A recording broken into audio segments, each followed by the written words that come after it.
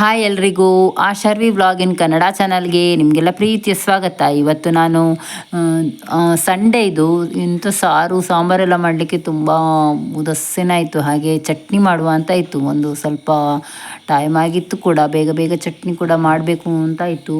ನಾನಿಲ್ಲಿ ಹೊರಗಡೆ ಬಂದು ನೋಡಿ ಕಪ್ಪು ಕೆಸುವಿನ ಸೊಪ್ಪನ್ನು ತಗೊಳ್ತಾ ಇದ್ದೇನೆ. ಇದರಿಂದ ಚಟ್ನಿ ಮಾಡುವ ಅಂತ ಇತ್ತು. ತುಂಬ ಟೇಸ್ಟ್ ಆಗ್ತದೆ ಇದ್ರ ಚಟ್ನಿ. ಹಾಗೆ ಒಂದು 5 ಎಲೆ ಅಷ್ಟನ್ನು ನಾನಿಲ್ಲಿ ತಕ್ಕೊಂಡೆ. ಹಾಗೆ ಇದರದ್ದು ದಂಟು ಉಂಟಲ್ಲ, ಈ ದಂಟನ್ನು ಸಹ ನಾವು ತಕ್ಕೊಂಡ್ರೆ ಅದರದ್ದು ಬೋಳು ಸಾರು ಅಂತ ಮಾಡಬೇಕು. ಬರೀ ಒಗ್ಗರಣೆ ಮೆಣಸನ್ನೇ ಹಾಕ್ಕೊಂಡು ಬೇರೆ ಮಸಾಲೆ ಎಂತ ಹಾಕದೆ ಮಾಡಬೇಕು. ಅದು ಸಹ ತುಂಬ ಅಂದರೆ ತುಂಬ ಚೆನ್ನಾಗಿರ್ತದೆ. ಇನ್ನೊಂದು ಸರ್ತಿ ನಾನು ಅದು ಸಿಂಪಲ್ ಇದ್ರೂ ಸಹ ಮಾಡಿ ತೋರಿಸ್ತೇನೆ ನೋಡಿ. ಒಂದು 5 ಎಲೆ ತಕ್ಕೊಂಡು ನಾನು ಒಳಗಡೆ ತಕ್ಕೊಂಡು ಬಂದೆ. ಇದನ್ನು ತೊಳೆದು ಇದನ್ನು ಕಟ್ ಮಾಡಬೇಕು. ಕಟ್ ಮಾಡಬೇಕಾದ್ರೆ ನಾವು ಇದರದ್ದು ಮೇಲಿನ ಈ ರೀತಿ ದಂಟು ಭಾಗ ಉಂಟಲ್ಲ, ಅಂದರೆ ಸ್ವಲ್ಪ ದಪ್ಪ ಬಂದದ್ದು, ಅದನ್ನು ತೆಗಿವ. ಇದು ಕಪ್ಪು ಕೆಸುವಾಗಿರೋದ್ರಿಂದ ಅಷ್ಟು ತುರಿಕೆಲ್ಲ ಅಂತ ಇರುವುದಿಲ್ಲ. ಆದರೂ ಸಹ ಆ ಥರದ್ದೆಲ್ಲ ಇರುವಾಗ ನಾವು ತೆಗೆದ್ರೇ ಚೆನ್ನಾಗಾಗ್ತದೆ. ನಾರು ನಾರು ನಮಗೆ ಚಟ್ನಿಯಲ್ಲಿ ಸಿಕ್ಕೋದಕ್ಕಿಂತ ಇದನ್ನು ಈ ರೀತಿ ತೆಗೆದುಕೊಳ್ಬೇಕು. ಇದು ತೆಗೆದಾದ ನಂತರ ಇದನ್ನು ಕಟ್ ಮಾಡ್ಕೊಳ್ಳುವ. ಕಟ್ಟೇನು ನೀಟಾಗಿ ಕಟ್ ಮಾಡಬೇಕು ಅಂತಿಲ್ಲ, ಯಾಕಂದರೆ ಇದನ್ನು ನಾವು ಬಣಲೆಯಲ್ಲಿ ಫ್ರೈ ಮಾಡಲಿಕ್ಕೆ ಉಂಟು, ಸ್ವಲ್ಪ ಬೇಯಿಸ್ಲಿಕ್ಕೆ ಉಂಟು ಚಟ್ನಿ ಮಾಡಲಿಕ್ಕೆಲ್ಲ. ಹಾಗೆ ಈ ರೀತಿ ಕಟ್ ಮಾಡಿಕೊಂಡ್ರೆ ಆಯಿತು. ಕಟ್ ಮಾಡಿದ ನಂತರ ನಾನಿಲ್ಲಿ ಗ್ಯಾಸ್ ಆನ್ ಮಾಡ್ಕೊಂಡು ಬಣಲೆಯನ್ನು ಇಟ್ಕೊಂಡಿದ್ದೇನೆ.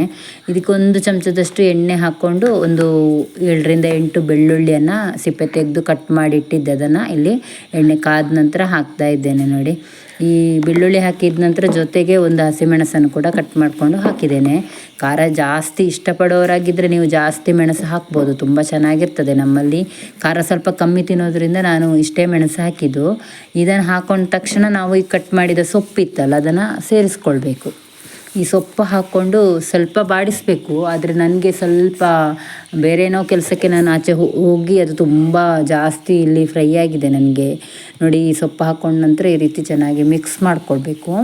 ಇದು ಸ್ವಲ್ಪ ಬಾಡ್ತಾ ಉಂಟಲ್ಲ, ಈಗ ಇದಕ್ಕೆ ನಾವು ಏನು ಹುಣಸೆ ರಸನ ಕೊಡಬೇಕಂದ್ರೆ ಸ್ವಲ್ಪ ಕೆಸುವಿನ ಎಲೆಲ್ಲ ಇರುವಾಗ ಹುಣಸೆ ರಸ ಮೇಯ್ನ್ ಅಲ್ವಾ. ಅದಕ್ಕೆ ನಾನೊಂದು ಲಿಂಬೆ ಗಾತ್ರದಷ್ಟು ಹುಳಿಯನ್ನು ನೆನೆಸಿಟ್ಟಿದ್ದೆ ನೋಡಿ. ಸ್ವಲ್ಪ ಬಾಡಿತ್ತಲ್ಲ, ಅದರ ರಸವನ್ನು ತೆಗೆದಿಟ್ಟಿದ್ದೆ, ಅದನ್ನು ಇಲ್ಲಿ ಹಾಕ್ತಾ ಇದ್ದೇನೆ. ಇದನ್ನು ಹಾಕ್ಕೊಂಡ ನಂತರ ಇದಕ್ಕೆ ರುಚಿಗೆ ಉಪ್ಪನ್ನು ಸಹ ಹಾಕ್ಕೊಳ್ಬೇಕು. ನಾವು ಇಲ್ಲಿ ಫ್ರೈ ಮಾಡುವಾಗಲೇ ಎಲ್ಲ ಹಾಕ್ಕೊಂಡ್ರೆ ನಮಗೆ ಚಟ್ನಿಗೆ ಸೀದಾ ರುಬ್ಬಲಿಕ್ಕೆ ಹಾಕ್ಬೋದು ನೋಡಿ. ನಾನೊಂದು 1/4 ಚಮಚದಷ್ಟು ಉಪ್ಪು ಸಹ ಹಾಕ್ಕೊಂಡೆ. ಹಾಗೆ 1 ತುಂಡು ಬೆಲ್ಲವನ್ನು ಕೂಡ ಸೇರಿಸಿದ್ದೇನೆ. ಬೆಲ್ಲ ಆಪ್ಷನಲ್, ಆದರೆ ಚೆನ್ನಾಗಿರ್ತದೆ ಟೇಸ್ಟ್ ಹಾಕಿದರೆ. ಹುಳಿ, ಉಪ್ಪು, ಸಿಹಿ, ಖಾರ ಎಲ್ಲ ಸೇರುವಾಗ ಸಖತ್ ಟೇಸ್ಟ್ ಇರ್ತದೆ. ಇಷ್ಟು ಬಾಡಿದರೆ ಸಾಕಿತ್ತು, ಬಟ್ ನಾನೇನೋ ಸ್ವಲ್ಪ ಬೇರೆ ಕೆಲಸಕ್ಕೆ ಹೋದೆ. ಇಲ್ಲಿ ತುಂಬ ಇದು ಫ್ರೈ ಆಯಿತು ನೋಡಿ, ತುಂಬ ಮೆಲ್ಟ್ ಆಯಿತು. ಇದನ್ನು ಮಿಕ್ಸಿ ಜಾರಿಗೆ ತಣ್ಣಗಾದ ನಂತರ ಹಾಕ್ಕೊಂಡು ನಾನು ಚಟ್ನಿಯನ್ನು ರುಬ್ಬಿ ಇಲ್ಲಿ ತಂದಿದ್ದೇನೆ ನೋಡಿ. ಇದೀಗ ನೈಸಾಗಿ ರುಬ್ಬಿ ತಂದಿದ್ದೇನೆ. ಆನಂತರ ಒಗ್ಗರಣೆ ಕೂಡ ಇಟ್ಕೊಂಡೆ ವಾಪಸ್ಸು.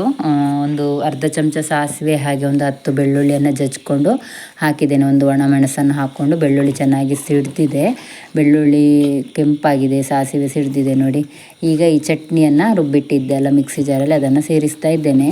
ಇದನ್ನು ಇವಾಗ ನಿಜವಾಗಿ ನನಗೆ ತುಂಬ ಫ್ರೈ ಮಾಡಬೇಕು ಅಂತ ಇರಲಿಲ್ಲ. ನಾನಂದರೆ ಮೊದಲೇ ಸೊಪ್ಪನ್ನು ತುಂಬ ಫ್ರೈ ಮಾಡಿದ್ದೆಲ್ಲ.